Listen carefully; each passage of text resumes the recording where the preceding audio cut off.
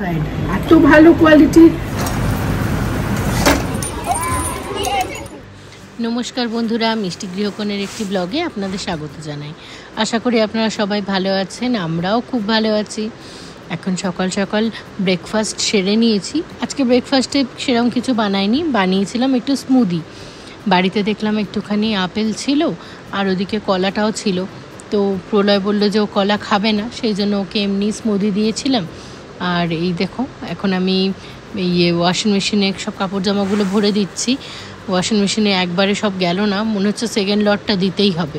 এখন কি হবে, এখন যে মানে ওয়েদারের অবস্থা, যখন হচ্ছে বৃষ্টি হচ্ছে, যখন পারছে রোদ হচ্ছে, যখনই কাপড় জামা রোদ্দুরে দিচ্ছি তখনই বৃষ্টি।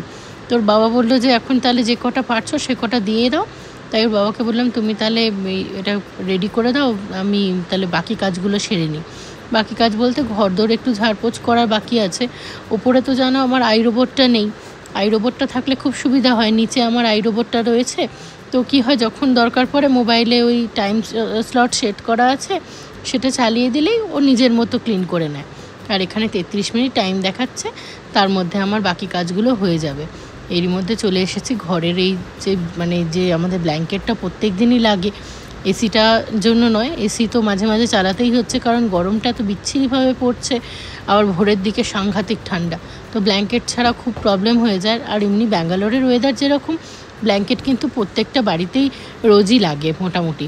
আর যেহেতু গিনি থাকে, আর সারাটা দিন যখন খাটাখাটনি হয়, পরিশ্রম হয়, তারপরে যখন একটুখানি শুতে যাই রিল্যাক্স করে, তখন মনে হয় যে একটুখানি মানে রিল্যাক্সভাবে ঘুমোই। তার জন্য এসিটা চললে কি হয়, ওই 1 ঘন্টা মতো চালিয়ে বন্ধ করে দিই। আর এদিকে জামা কাপড়গুলোও সব কাচা হয়ে যাবে, এগুলো মেলে দেবো। আজকে বেশ রোদ্দুরটাও ভালো আছে দেখছি।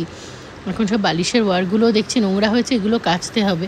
বিছানাটা ঝেড়ে নিচ্ছি, কারণ ডেজি মিষ্টিও আমাদের সাথে রাত্রিবেলা খাটেই শোয়। তো ওদেরকে তো আলাদা করতে পারি না, ওরাও আমার পরিবারেরই একটা অঙ্গ।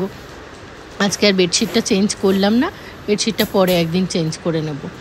এখন আমি ঘরটা একটুখানি ঝাড় দিয়ে নিলাম, ঘরটা ঝাড় দিচ্ছি। ভীষণ নোংরা হয়েছে জানেন, এখন এত ধুলো চারিদিকে, মানে ঘর যতই রোজ ঝাড় দেওয়া হোক, সে প্রত্যেক দিন ধুলো এত এত বেরোবেই।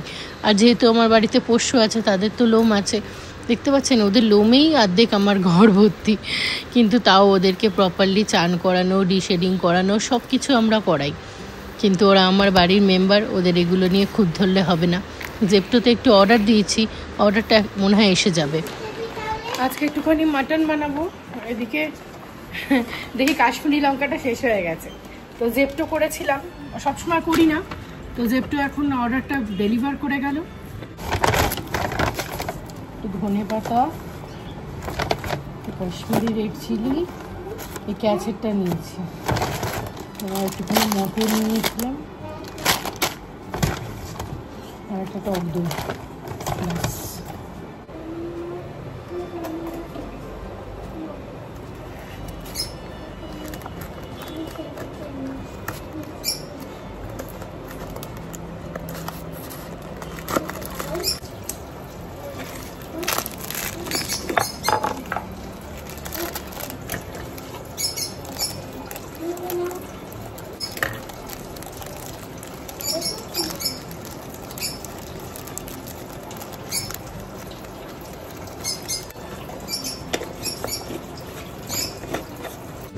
আজকে এই রেডমিটটা এনেছিলাম বলতে ওই অর্ডার করেছিলাম ফ্রেশ টু হোমে, তো দিয়ে গেছিলো। এখন সেটা একটু ম্যারিনেট করে নিচ্ছি। আজকে একটু পাতলা করে মাটনের ঝোল করব, ওর বাবার আবদার।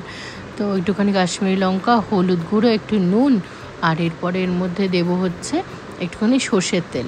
ওটা দিয়ে ভালো করে একটু মাখিয়ে নেবো, দিয়ে মাখিয়ে নিয়ে করবো। অনেক সময় এমনিও করি, আর একটু আদা রসুনের পেস্টও অ্যাড করছি, কারণ আদা রসুনের পেস্টটা কড়াইতে ভাবছি অ্যাড করবো না, এখানেই দিয়ে দিচ্ছি। তাতে কি হবে, মানে ভালোভাবে এটা ম্যারিনেট হয়ে থাকলে মানে মাংসর টেস্টটাও অনেকটা বেশি হবে। একটু টক দইও দিয়ে দিচ্ছি, টক দইটা ছিল। এই যে একদম ম্যারিনেশনটা পুরো একদম মাখার জন্য রেডি হয়ে গেছে। এবার এটাকে ভালো করে হাত লাগিয়ে মাখবো। সর্ষের তেলটা গরম করে দিলে ভালো হয়, কিন্তু এমনিই দিলাম। সব মশলা তোমার দিয়ে দিয়েছি, যা যা দেবো দেখালাম। এটাকে ভালো করে হাতে করে মাখতে হবে। বিশ্বাস করে হাতে করে এইভাবে যদি মশলাগুলো না মাখা হয়, এই স্বাদ হবে না।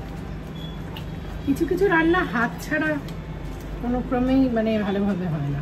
পিসগুলো এত নরম, মানে অনলাইনে ওই লাস্ট যে কত বছর আনা হচ্ছে, কতবার আনা হচ্ছে, আমি ভীষণ স্যাটিসফাইড। এত ভালো কোয়ালিটি মাটনটা।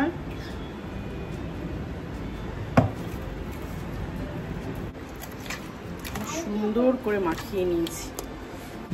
মাটন বা চিকেন যাই হোক, সেটা যদি অল্প তেলে রান্না করা যায় সেটা অনেকটা ভালো হয়, কিন্তু মাটনটা বাড়িতে জানেন তো খুবই কম হয়। আর ওর বাবা খেতে প্রচণ্ড ভালোবাসে, সেই জন্য আমি কি করি, যতটা পারা যায় কম তেলে করা সেটাই চেষ্টা করি। আর যেটা হয়েছে, সাদা তেলটা আমি একদমই বেশি ব্যবহার করি না এই রান্নার ক্ষেত্রে। কারণ মাটনের ক্ষেত্রে আমি বলবো যে সর্ষের তেলে যে ঝাঁঝ বা স্বাদটা হয় সেটা কিন্তু অন্য কোনো কিছুতে হয় না। আর এখন তো জানেন হার্টের প্রবলেম অনেকেরই আছে, কোলেস্ট্রল, সব কিছুর দিকটা তো শরীরে আমাদের রান্নাঘর থেকেই শুরু হয়। রান্নাঘরে যতটা জিনিস আমরা ব্যবহার করি ততটা আমাদের শরীরের জন্য ভালো দিকটাই আমাদের দেখে ব্যবহার করতে হয়, পুষ্টিগুণ থেকে শুরু করে সব কিছু। আর এদিকে কথা বলতে বলতে আমার কিন্তু মাটনটাও অনেকটা কষে গেছে। আমি তো পেঁয়াজ ভেজেছিলাম, গরম মশলা দিয়েছি, আপনারা তো দেখতেই পেলেন। এখন দেখুন এটাকে ভালো করে কষাচ্ছি। হ্যাঁ, তো যেটা বলছিলাম, মাটনটা যেটা হয় আমাদের ওখানে, যেটা মানে আমি ওয়েস্ট বেঙ্গলের কথা বলছি, যেরকম ধরনের মাটন পাওয়া যায় ওটাতে তো চর্বিটা অনেকটা বেশি থাকে, তো এমনি অনেকটা টেস্ট হয়ে যায়। কিন্তু এখানে সেই জিনিসটা কিন্তু পাওয়া যায় না। আমি জানি না, মাটনের ব্যাপারে অভিজ্ঞতা আমার খুবই কম। আর আমি মাটন খুব একটা ভালোবাসিও না, যেহেতু প্রলয় খেতে ভালোবাসে সেই জন্য বানাচ্ছি। আর এখানে আমি মেয়ের জন্য একটু তুলে নিয়েছি প্রেশার কুকারে, গরম জলটা সাইড থেকে দিয়ে দিলাম, আর আমাদেরটাতে একটু কাঁচা লঙ্কা দিয়ে দিলাম। আমি মাটন ভালো না বাসলেও মাটনের যে ঝোল আলুটা থাকে সেটা কিন্তু প্রচণ্ডভাবেই ভালোবাসি। আমাদেরটাতে একটু গরম জল দিয়ে দিচ্ছি, কারণ এটা এরপরে না প্রেশার কুকারে দিয়ে দেবো। এই যে আমার যে এই কুকারটা রয়েছে, এটা কিন্তু আমার ভীষণ হেল্পফুল।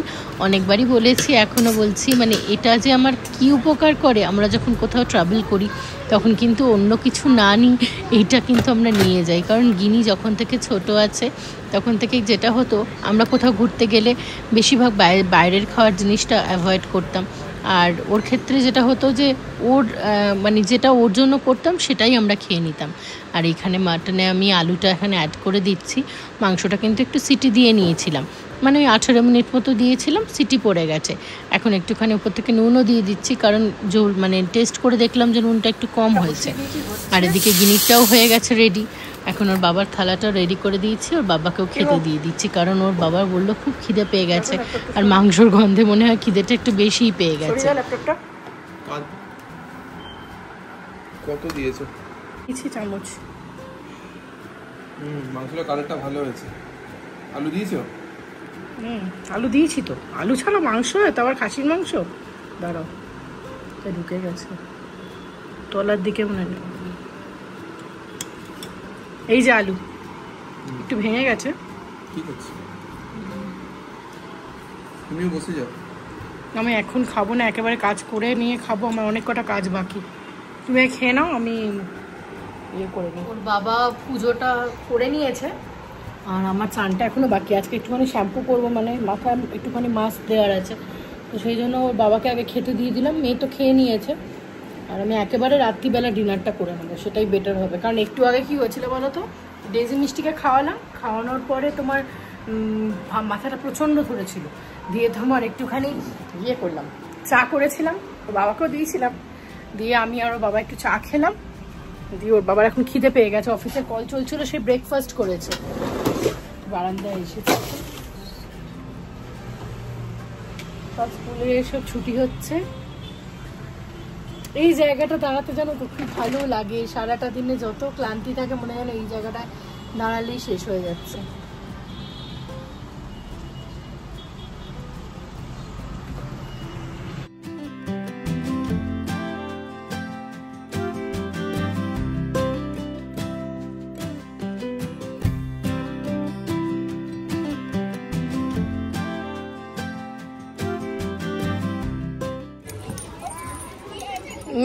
জোরে নয়, আর নয়। কি হচ্ছে ওটা গিনি?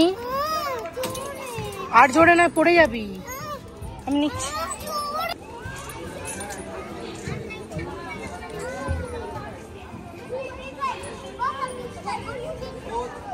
Wait here. Good. You can remember? बोल दो। वो तो फिर आ गई, फिर चले जाएगी ना, फिर जाना।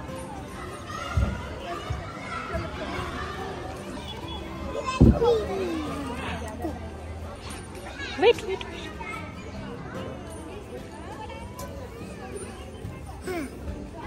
খামো আমি করেছি ধরে থাকো ভালো করে একটা হ্যাঁ ভালো করে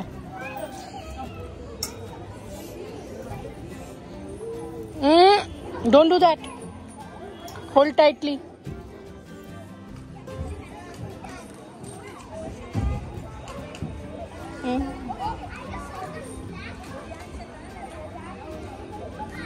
খেলতে খেলতে হঠাৎ করে বৃষ্টি চলে এসেছে, পড়তে থেকে নিতে এসেছিলাম।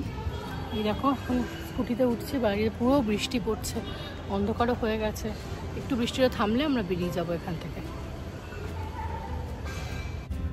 প্রায় ওখানে তোমার জানো বৃষ্টিটা এমন অবস্থা, প্রায় ওখানে আমরা দাঁড়িয়েছিলাম আধ ঘন্টা মতো। আধ ঘন্টা পরে বৃষ্টি থামলো, এই এখন মেয়েকে নিয়ে ফিরছি।